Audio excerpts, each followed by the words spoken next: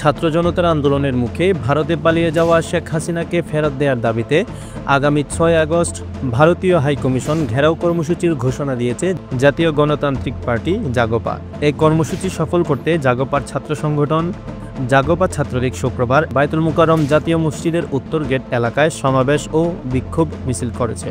এতে দেশের বিভিন্ন অভ্যন্তরীণ কর্মকাণ্ডে আওয়ামী লীগ ও ভারতের হস্তক্ষেপের তীব্র নিন্দা ও প্রতিবাদ জানান নেতাকর্মীরা। জুমার নামাজ শেষে সংগঠনের নেতাকর্মীরা উত্তর গেট এলাকায় জড়ো হয়ে স্লোগান দিতে থাকেন। এরপর একটি সংক্ষিপ্ত সমাবেশ অনুষ্ঠিত হয়। এতে জাগপা ছাত্রলীগের সভাপতি আব্দুর রহমান ফারুকি বলেন, শেখ হাসিনাকে ফেরতের দাবিতে আমাদের 12 দলীয় জোটের পক্ষ থেকে ভারতীয় হাইকমিশন ঘেরাওয়ের কর্মসূচি ঘোষণা করা হয়েছে। এই কর্মসূচি সফল করতে আমরা আজ প্রস্তুতিমূলক সমাবেশ ও মিছিল করছি। বক্তব্য শেষে বিক্ষোভ মিছিল বের করে নেতাকর্মীরা। মিছিলটি বায়তুল মুকাররমের উত্তর গেট থেকে শুরু হয়ে পুরানা পল্টন মোড় ঘুরে জাতীয় প্রেস ক্লাবের দিকে অগ্রসর হয়।